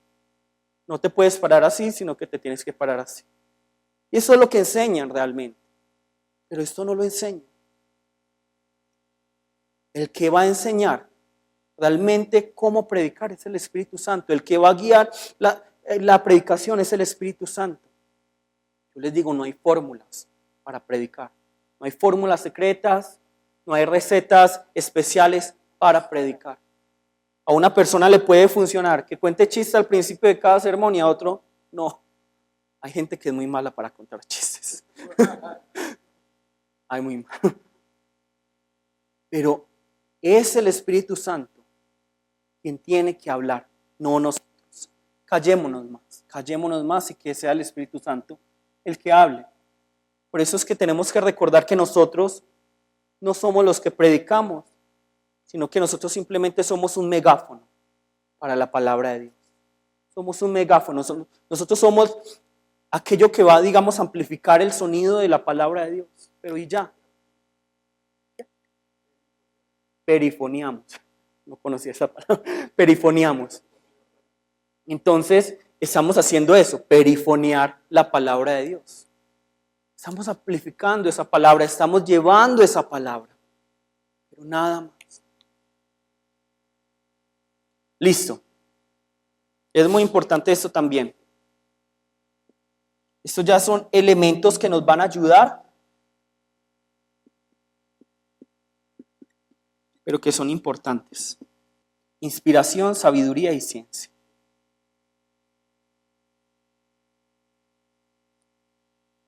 Entonces nosotros debemos entender que Dios nos habla a través de muchas cosas, ¿cierto? A través de la naturaleza. Y por eso es que Jesús incluso utiliza, miren los lirios del campo. Y aunque esto es ya más teológico, nosotros sabemos que hay una revelación, ¿qué? Hay dos tipos de revelación. Una revelación general, que es a través de la creación, y una revelación especial. Nosotros le tenemos que dar mucha más importancia a la revelación especial, que es a través de la palabra de Dios. Pero sí tenemos que utilizar esos elementos de la inspiración que el Señor nos da y la sabiduría al ver la naturaleza y las cosas para poder predicar bien la palabra. Es que nosotros también tenemos que utilizar esa creación de Dios para poder transmitir. Por ejemplo, vemos lo que hemos hablado tanto, la yaca. Yo no veo la palabra yaca en la palabra de Dios, pero transmite muchas cosas que nos permite entender mejor la palabra. Y son esas cosas que nosotros tenemos que coger rápido y anotarlas. Tenemos que anotarlas. Por eso yo los invito. Siempre tengan un cuaderno donde anoten esas cosas. Esta sabiduría. Yo no sé cuántos de ustedes han visto un ejemplo muy bonito de cómo es la vida en Cristo, donde hay 3 vasos. Uno es como negro, uno es como blanco y otro blanco. Y luego ponen el negro en el blanco y este blanco se pone negro. Y luego cogen el otro blanco y se lo ponen en el que se volvió negro y se volvió otra vez blanco. ¿Lo han visto o no lo han visto? Mañana se los traigo entonces. Listo. Entonces, es importante que utilicemos la ciencia, que utilicemos la inspiración y la sabiduría. Esto nos ayuda. Pero como les dije, principal, siempre principal, estos tres. Estos tres. Listo. Bueno, quinto. Sé que hoy la predicación es como un poquito más técnica, pero es a veces importante también este tipo de cosas. Listo. Conocimiento de la Biblia. Todos tenemos que entender que tenemos que conocer la Biblia, leer la Biblia, pero también tenemos que tener, digamos, una cultura general acerca de la Biblia. Es muy importante, ¿cierto? Tenemos que tener una cultura general de la Biblia. Entonces, básico, tenemos que saber que cuando nosotros leemos un texto, tenemos que ver todo el contexto de la Biblia. No solo un contexto al contexto en ese capítulo, que es importante, o el contexto según el libro, que también es importante, sino ver el contexto según toda la Biblia, porque toda la Biblia nos habla al fin de ¿quién? De Jesús. La Biblia nos habla de Jesús. Vamos a tratar algunos temas para que veamos la importancia del conocimiento de la Biblia y que nos van a ayudar a entender muchas cosas. Primero, contexto de la Biblia. ¿Por qué es importante que nosotros entendamos todas las cosas acerca en el contexto de la Biblia? Vamos a buscar Romanos 3:28. Concluimos pues que el hombre es justificado por fe sin las obras de la ley. Concluimos pues que el hombre es justificado por fe sin las obras de la ley. Y podrías leer también Santiago 2:24, por favor. Vosotros veis pues que el hombre es justificado por las obras y no solamente por la fe. Entonces, ahí que estamos viendo una muy clara ¿qué? Contradicción. Estamos viendo que Romanos 3:28 nos dice, concluimos pues que el hombre es justificado por fe sin las obras de la ley. Mientras que Santiago 2:24 nos dice, vosotros veis pues que el hombre es justificado por las obras y no solamente por la fe. No es como una contradicción. Por eso es que nosotros debemos entender todo según el contexto de la Biblia. ¿Y de qué nos habla la Biblia? Acerca de Jesús. Hoy en día los teólogos pelean por esto. Pelean por esto. Entonces, ¿cuál es? ¿Es por fe o por obras? Pero es que es muy clara la palabra de Dios. Es muy clara la palabra de Dios. ¿Quién me podría explicar cómo puedo resolver fácilmente esta contradicción? Pues la primera dice que es la... perdón. La obra de la ley. La obra de la ley. Y la otra pues no dice la ley. Sí, exacto. Lo que pasa es que Pablo está hablando de una cosa diferente de lo que está hablando Santiago, porque Pablo está mostrando cómo la ley no otorga la salvación, sino pues realmente es creer en la sangre de Jesús. En cambio Santiago ya está hablando... Entonces Santiago no cree en la sangre. Sí, no. Lo que pasa es que Santiago ya está explicando algo diferente en cuanto a la fe en Jesús. Sí, ya no, o sea, hablar de las obras de la ley y de obras es diferente, sí, porque decir que me salvo por obedecer la ley y no por creer en Jesús, a decir que, digamos, haciendo obras para la obra de Jesús me va a salvar también, sí, o sea que no es solo creer en la fe y creer en Jesús y ya, sino que también conforme a lo que he creído de Jesús, obrar de tal manera. Eso es lo que me va a otorgar también la salvación, ¿sí? No es solo decir, no es solo afirmar yo creo en Jesús, sino vivir conforme a alguien que cree en Jesús. Los ejemplos que menciona en este contexto de Santiago son obras que hicieron Abraham y Rahab y todos, que fueron obras de fe, o sea, lo que hicieron lo hicieron por fe. Entonces son obras, pero que están estrechamente relacionadas por la fe de esas personas. Entonces está hablando pues de las obras, pero por la fe. Como dice la pastora, realmente Santiago nos habla de la fe que tuvo Abraham para sacrificar a su hijo. Es algo así como que la fe sin obras es muerta. Entonces, si nosotros no solamente andamos de fe, pero no actuamos, pues no estamos haciendo nada. Entonces, lamentablemente el pastor Diego los tiene muy bien entrenados, no los puede engañar. Pero nosotros debemos entender. Nosotros vemos la carta de Romanos. ¿Cuál es la situación en la carta de Romanos? nosotros vemos que están los judíos y están allí también algunos gentiles. Entonces, ¿cómo quieren ellos que el culto sea? Como judío, completamente judío. Se los voy a poner así. Soy coreano, digamos que yo estuviera a cargo de esta iglesia. ¿Cómo quisiera yo que se hicieran todas las cosas? Coreanos, aquí no me saludan de mano, aquí me saludan así. Y aquí se come kimchi, nada de ajiaco. ¿Cierto? Nada de ajiaco, acá está prohibido el ajiaco, digamos. Y entonces, el presidente dice, todos los coreanos se me devuelven para su país. Entonces, todos ya estaban entrenados comiendo kimchi, ya todos estaban entrenados, dejaron el ajiaco a un lado, eso es maldito, dirán, no, nunca voy a comer ajiaco en mi vida. Pero entonces, me dicen, se va para Corea. Entonces quedan ustedes únicamente, los colombianos. Entonces, ¿cómo van a empezar a hacer las cosas? A lo colombiano, a lo colombiano. Entonces luego ya se levanta esto y yo vuelvo acá y digo, lo hiciste muy bien, ya volvamos a hacerlo como yo lo estaba haciendo. Entonces, ¿ustedes cómo van a responder? No, para mí no me toque otra vez el ajiaco, van a decir. Entonces, esto es lo que está pasando en la iglesia de Romanos. Lo que está pasando en la iglesia de Romanos es que los judíos están imponiendo algo y es esa circuncisión, segundo, la comida y el día de reposo. Entonces ellos están como imponiendo esto a los gentiles y se les vuelve carga. Entonces por eso es que Pablo está diciendo las obras de la ley. Cuando él piensa todas en estas obras, está pensando en esto, sobre todo. Está pensando en todo esto.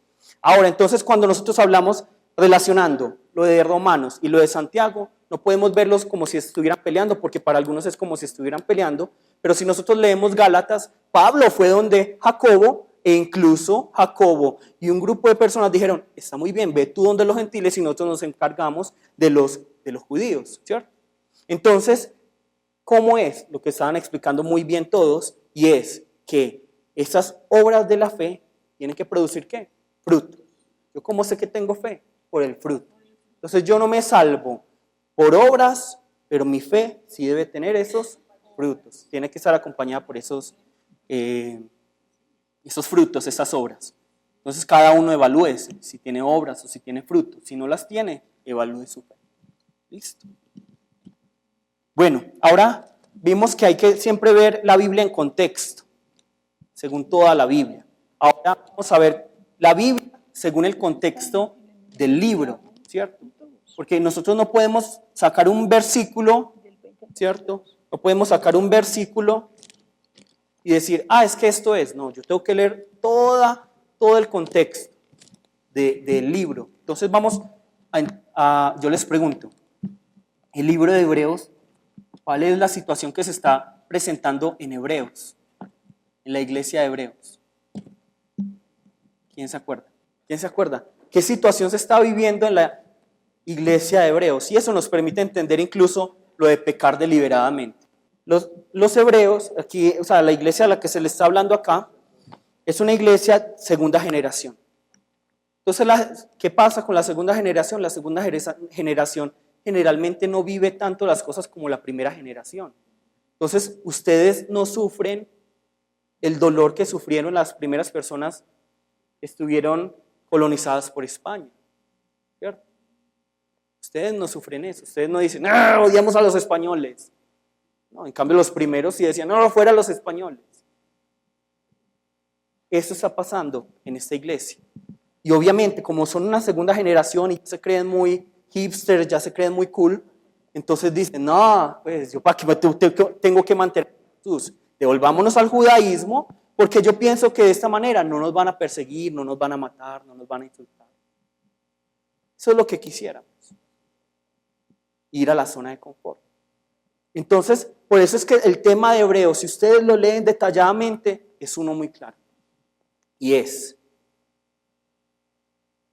en el Antiguo Testamento ustedes tenían a los ángeles, en el Antiguo Testamento ustedes tenían la ley, en el Antiguo Testamento ustedes tenían a Melquisedec, en el Antiguo Testamento ustedes tenían a Moisés, ustedes tenían a todos esos personajes. Que si yo digamos, violaba lo que decían ellos, ¿qué me pasaba? ¿Qué? Tenía juicio. Entonces, ahora me está diciendo, si esto me traía muerte, ¿se imaginan cómo va a ser la muerte si yo dejo a Jesús? Si Jesús es mejor que la ley, si Jesús es mayor que Melquisedec, si Jesús es mayor que los ángeles, ¿se imaginan qué va a pasar si yo dejo a Jesús?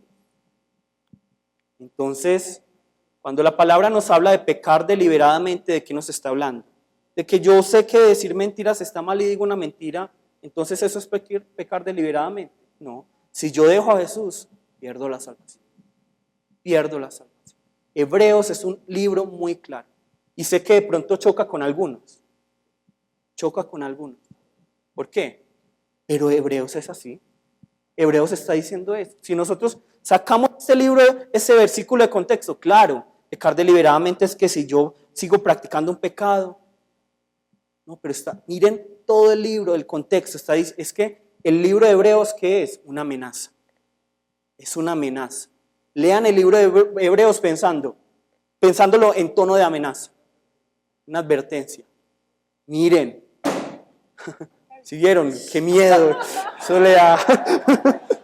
Que pongan atención. Está diciendo. Es como cuando la mamá lo regaña y el papá lo regaña a uno sabe. Le voy a decir al papá. Le voy a decir a su papá. En otras palabras, la ley era dura. La ley de Jesús es más dura. Si ustedes violaban la ley de Melquisedec, violaban la ley que fue traída por los ángeles, ¿qué les va a pasar si ustedes dejan a Jesús? ¿Qué les va a pasar? Léanlo con este contexto. No pensando con ese frame, ¿cómo se dice frame en español? Ese marco, no piensen en el marco del calvinismo o en el marco de, yo quiero que por favor la salvación no se pierda porque entonces yo qué voy a hacer. No piensen en eso. Quítense ese marco porque eso es lo que nos tiene que enseñar la palabra. Quitar paradigmas, quitar marcos y no lo que yo quiera porque es mucho mejor para todos que la salvación no fuera así. Pero la palabra es muy clara en el libro de Hebreos cuando nos dice esto. Si ustedes tuvieron esto y ahora tienen esto más grande, si dejan esto más grande y esto traía gran castigo, ¿cómo será si dejan este gran castigo? Entonces, para que piensen, lean, la tarea de hoy es lean Hebreos en forma de advertencia, porque todo el libro es una advertencia. Todo el libro es una advertencia. Vamos a entender también que todo el libro tiene que ser leído según un contexto cultural. Obviamente nosotros no podemos decir, es que yo me quiero hacer judío para poder entender toda la Biblia, no hay necesidad. Pero obviamente sí me ayuda a entender ciertas cosas. Por ejemplo, ¿es verdad que la más pequeña de las semillas es la semilla de mostaza? No. Pero Jesús tenía que hablar así, ¿por qué? Por un público que le está escuchando, obviamente. Yo no les voy a hablar aquí de cosas coreanas porque no me van a entender, sino que les tengo que hablar en forma de ajiaco, en forma de pan, para que ustedes me entiendan. ¿Sí me entienden? En forma de ayaca. No. Listo. Y ahora vamos a entender también lo que nos habla Lucas 15 un poquito, como todos conocemos la historia del hijo mayor, menor y del padre.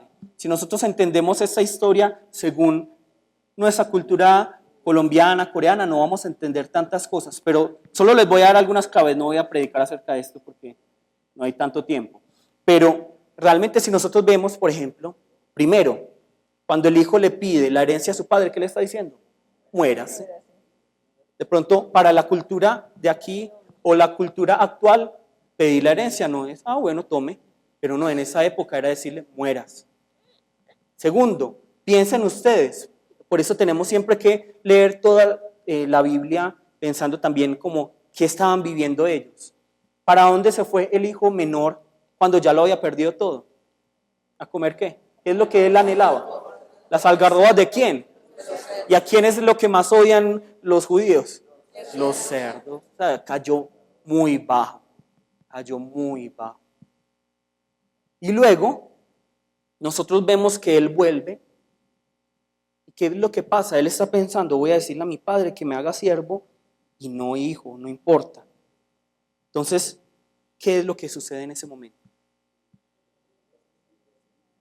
Pero, ¿qué pasa antes de eso? Antes de hacerlo hijo. No se les puede olvidar esta parte que es tan, digamos, tan importante. Él corre y lo abraza. En la cultura judía no pueden correr los judíos, los adultos, porque es vergüenza. Y sin embargo, él corre y le abraza. Él corre y le abraza. Y luego vemos al hijo mayor que está renegando. ¿Por qué? Porque el padre obviamente había dado lo mejor de su ganado, que el mejor de los ganados no era para ellos, era una fiesta de todo el pueblo. Entonces ya se están imaginando la magnitud de esta parábola. No es simplemente, ay, tan lindo, corrió y lo abrazó y le dijo, vas a hacer. No, cuando los fariseos estaban escuchando esta parábola, estaban no conmovidos, sino llenos de ira. Ese hijo debería morirse, estaban pensando. A mí me parece que el hijo mayor estaba en lo cierto, pensaban ellos. Pero entonces cuando nosotros entendemos como estas cosas culturales que nos ayudan, que no tienen que ser la base de nuestra predicación, nos va a ayudar mucho. Entender que nosotros fuimos los que le dijimos, Dios, muérete. Pero a pesar de eso, Dios corre, quita todo paradigma, porque para nosotros debía ser, ¿qué? La condenación y el juicio. Pero Él quita todo paradigma y corre y nos abraza. Pero nos quedamos siempre, la mayoría de los predicadores, en el hijo pródigo que volvió a la casa del padre. Pero se nos olvida la segunda parte de la historia, el segundo escenario, que es ¿quién? El hijo mayor, que también es muy importante. ¿Quién desconoce el amor del padre? ¿El hijo mayor o el hijo menor? Los dos. Los dos desconocen el amor del padre. El hijo menor cree que por lo que no hizo, no merece el amor del padre. En cambio, el hijo mayor cree que por lo que hizo, merece el amor del padre. Y no es así, ninguna de las dos. Es por gracia. Y por eso es tan bonito como termina Lucas 15. ¿Cómo termina Lucas 15? Lucas 15 termina diciendo, pero mira, deberíamos hacer una fiesta porque tu hermano regresó. ¿Cómo termina entonces luego? Lucas 15. ¿Qué hizo el hermano menor? El hermano mayor. ¿Se alegró o se enojó? ¿Se enojó? Vamos a buscar Lucas 15. Dice, mas era necesario hacer fiesta y regocijarnos, porque tu hermano era muerto y ha revivido, se había perdido y es hallado. Jesús debería escribir novelas, sí, telenovelas. Es como cuando María del Rosario, te voy a matar, y muestran las dos caras, y ahí termina el capítulo, y uno dice, ¿y qué va a pasar? ¿Y qué va a pasar? Así termina este capítulo. Miren, no nos está diciendo si el hermano se arrepintió, dijo, bueno, vamos a la fiesta. Dijo, no, yo no entro a la fiesta. No está diciendo esto. No sabemos, queda en una incógnita. ¿Para quién es la incógnita?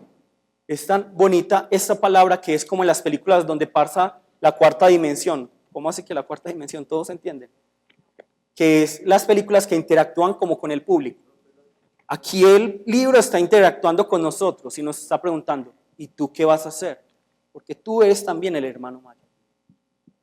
Los que estamos en la iglesia somos el hermano mayor. ¿Tú qué vas a hacer? Así es como termina este capítulo, preguntándonos a nosotros, no da una conclusión. Por eso es que Jesús es un supergenio, porque realmente, como nos ha predicado el pastor John, Jesús hacía muchas preguntas y a veces ni siquiera eran ¿y si haces? Sino con una afirmación, ahí ya estaba implícita la pregunta, como acá, ¿qué vas a hacer tú como hermano mayor? Tengo una duda, acá en este contexto, el hermano mayor y el hermano menor podrían ser los gentiles e Israel. Más que eso, aunque sí podría ser, realmente uno puede utilizar varias, o sea, esta parábola me da abanico de muchas maneras.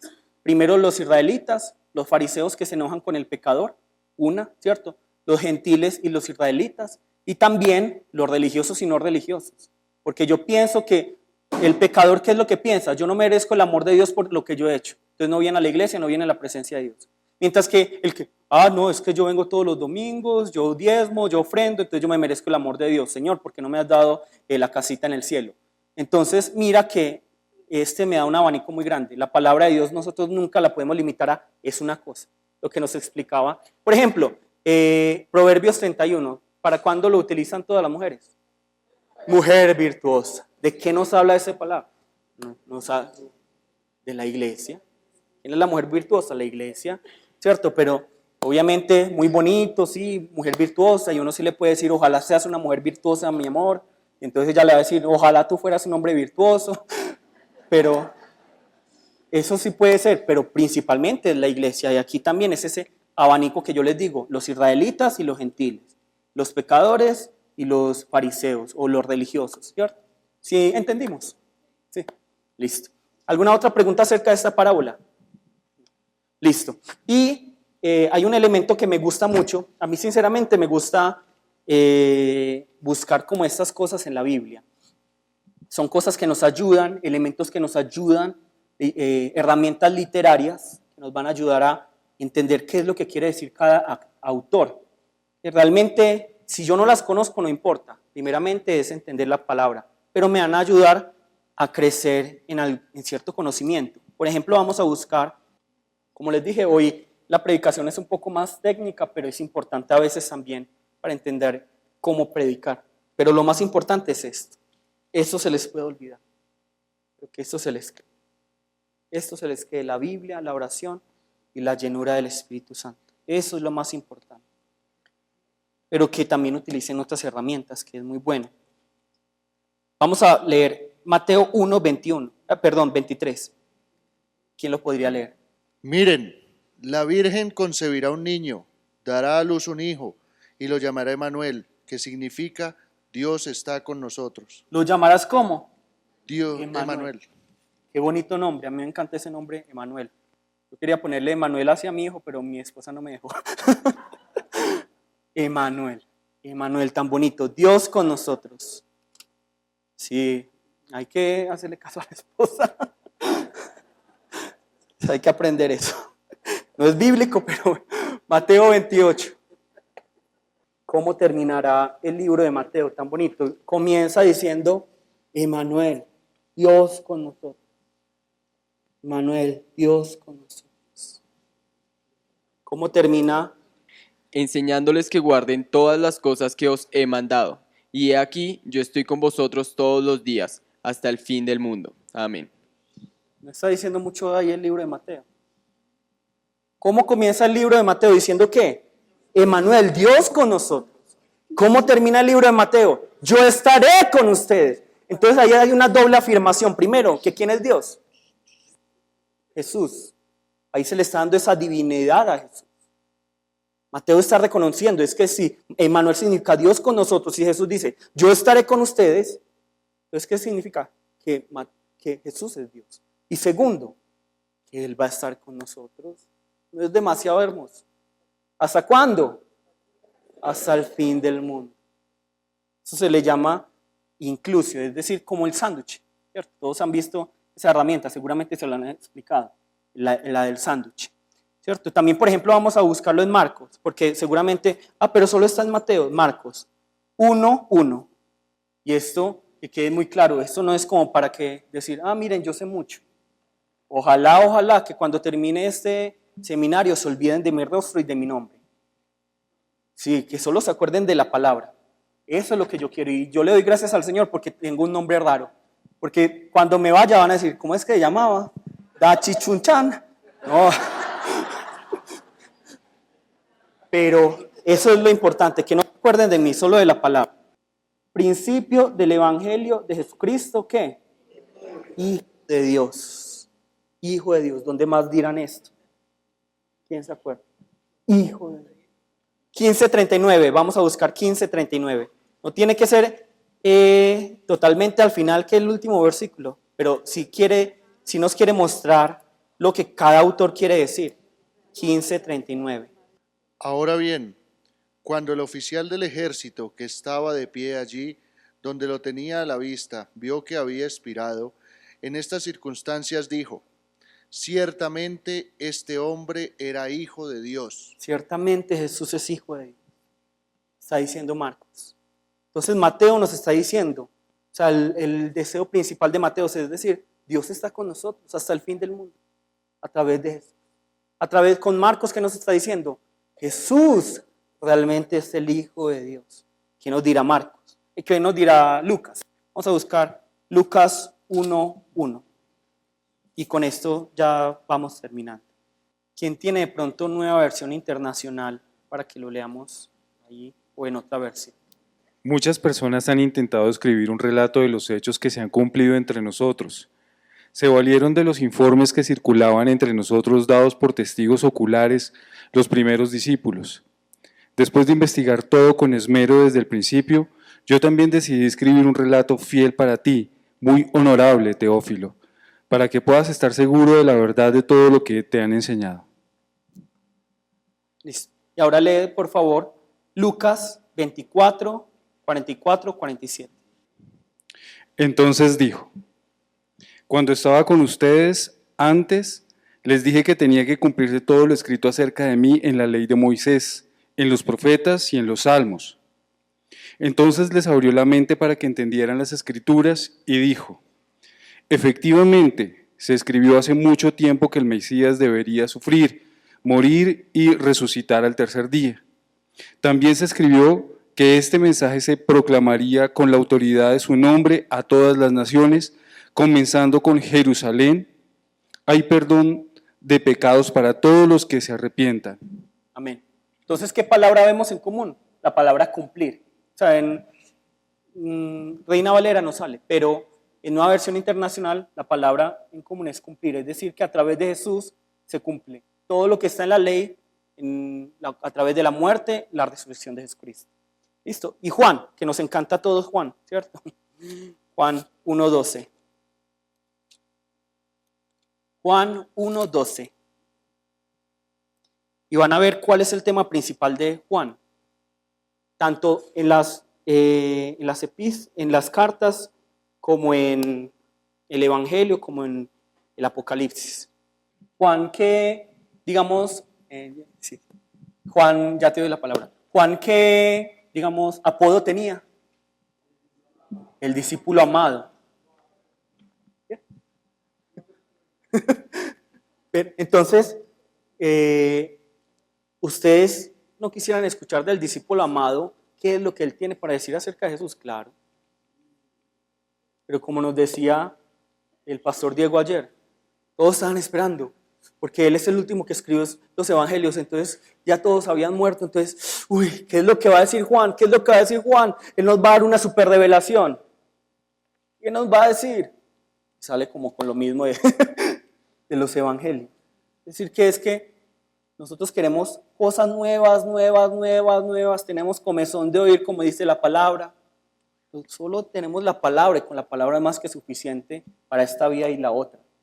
Entonces, Juan 1:12. Sí. Pero a los que lo aceptaron, no me dejes ver,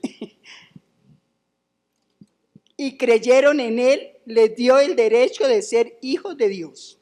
Entonces, los que le aceptaron y creyeron en él, les dio el derecho de ser hijos de Dios. Listo. Y ahora 20, 30, 31. Hizo además Jesús muchas otras señales en presencia de sus discípulos, las cuales no están escritas en este libro. Pero estas se han escrito para que creáis que Jesús es el Cristo, el Hijo de Dios, y para que creyendo tengáis vida en su nombre. Amén. Entonces, ¿cuál es el objetivo de Juan? Que creamos, para que a la final tengamos ¿qué? La vida y seamos llamados hijos de Dios. Entonces, estas herramientas, eso se llama una inclusio, ¿cierto? Lo vamos a encontrar mucho en la palabra de Dios. Pero eso, como les dije, no es lo más importante, pero nos ayuda a entender, por ejemplo, Mateo, Marcos, Lucas, Juan, ¿qué nos quiere decir? Vemos, por ejemplo, en Juan cositas que nos van a ayudar también a entender cuál es el objetivo de Dios. Vamos a encontrar también el sánduche, cuando nosotros vemos la mujer que tenía flujo de sangre y luego una niña también que estaba muerta. ¿Qué cosas tienen en común? ¿Quién se acuerda? Bueno, ahí vemos que Jesús por una hora y resucita, y por la otra que es sanada. Que es sana. Es decir, que Jesús puede restaurar y sanar, no importa cuál sea la enfermedad. Un flujo de sangre o una muerte. Pero también hay más cosas en común. ¿Cuántos años tenía la niña? 2. Era 12 una niña. ¿Durante cuánto tiempo había tenido el flujo de sangre?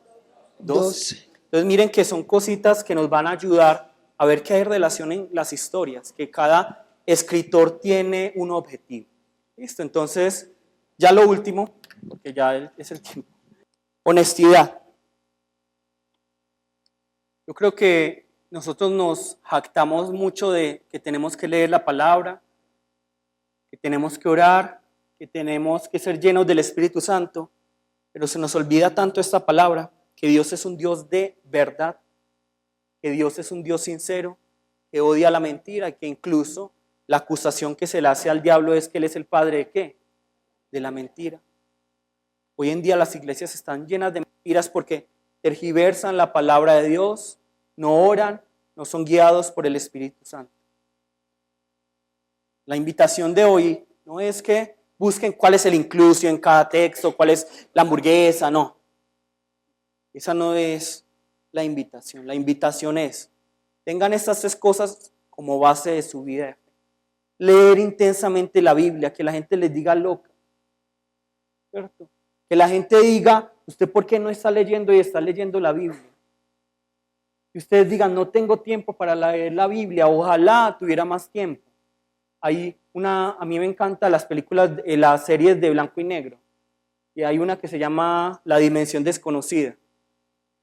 Y en uno de esos capítulos, un hombre que le encantaba leer, viejo ya, trabajaba en un banco y siempre lo regañaban. ¿Usted por qué está leyendo? ¿Usted por qué está leyendo si está trabajando? Entonces, dice, bueno. Entonces a él le dicen, vaya a la bóveda y saque una plata. Y cuando se mete a la bóveda, se le cierra la puerta de la bóveda. Y justamente en ese momento estalla una bomba nuclear y todo el mundo se muere. Entonces, él sale y dice, ya tengo tiempo para leer. Ya tengo tiempo para leer. Él no se asusta. Ya tengo tiempo para leer. Ojalá pudiéramos decir, ya tengo tiempo para leer la Biblia. Pero muchas veces decimos, ojalá tuviera que leer menos la Biblia. A la final a este hombre se le cayeron las gafas, se le quebraron y él no podía leer sin gafas. Muy triste. Listo.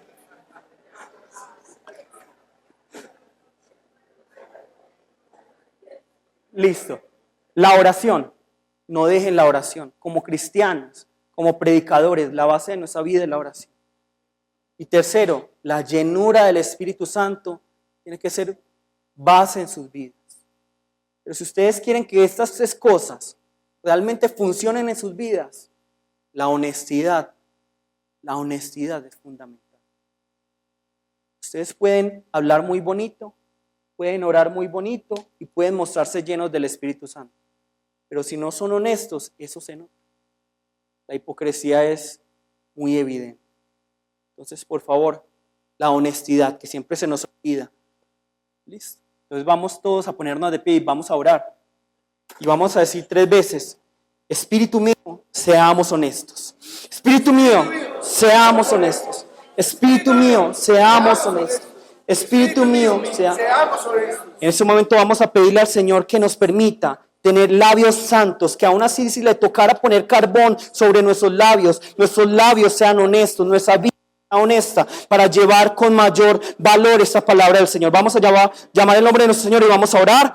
Jesús, Padre Santo y Todopoderoso, Padre Dios, te doy muchas gracias, Señor, por ese tiempo, Señor, y te pedimos perdón porque hemos sido mentirosos, porque nuestros labios están llenos de mentiras, porque muchas veces decimos creer en tu palabra, pero muchas veces nuestras acciones o nuestras palabras no lo muestran así. Perdónanos, Señor, porque nuestros labios deberían estar llenos de oración, pero no es así. Padre Dios, perdónanos, Señor, porque deberíamos nuestros labios solo proclamar el testimonio del Espíritu Santo, pero no es así. Padre Dios, por favor, llénanos de la verdad y quita toda mentira, Señor. Quita toda mentira que habla puesto sobre nuestros labios. Padre Dios, sobre en cada uno de nosotros y permítenos glorificarte, permítenos honrarte, permítenos exaltarte, permítenos entender que tú eres Dios vivo y real. Padre Dios, permítenos reconocer que estás en control de todas las cosas y te pedimos, Señor, que realmente en esta iglesia, Señor, pongas tú la vida, pongas el sello de la verdad.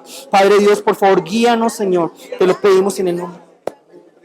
En este momento, ya para que terminemos, vamos a orar porque muy fácilmente decimos, mira, este falso maestro, ese falso apóstol, este falso profeta, pero no sabemos si nosotros mismos a veces hemos caído en este error.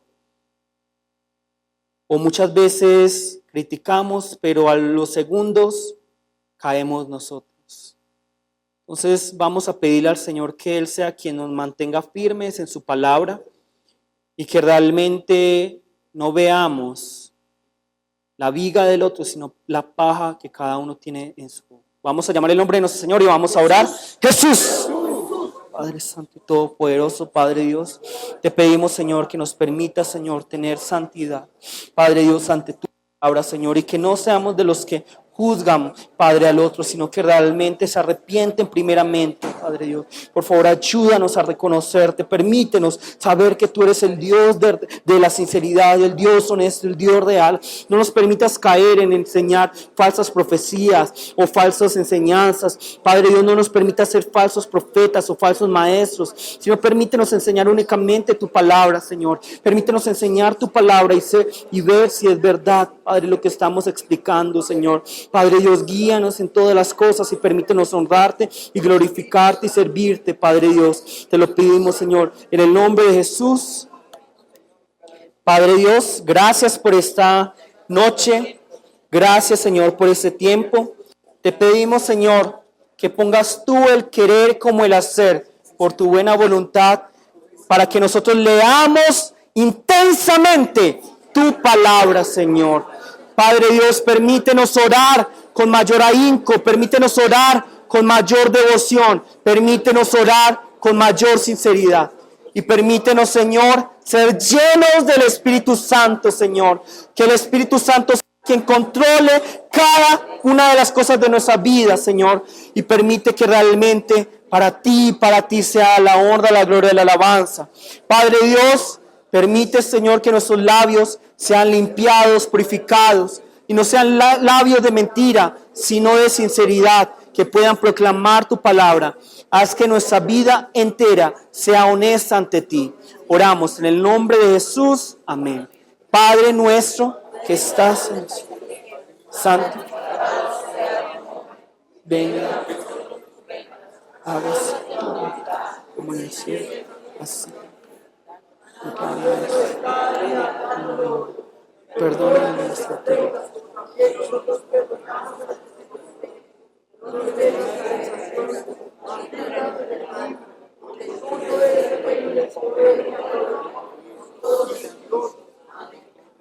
El día de mañana vamos, ya me demoré un poquito, a coger un texto bíblico del Antiguo Testamento y del Nuevo Testamento y ver cómo vamos a predicarlo. Entonces, para que cada uno esté en oración y nos dé inspiración a todos.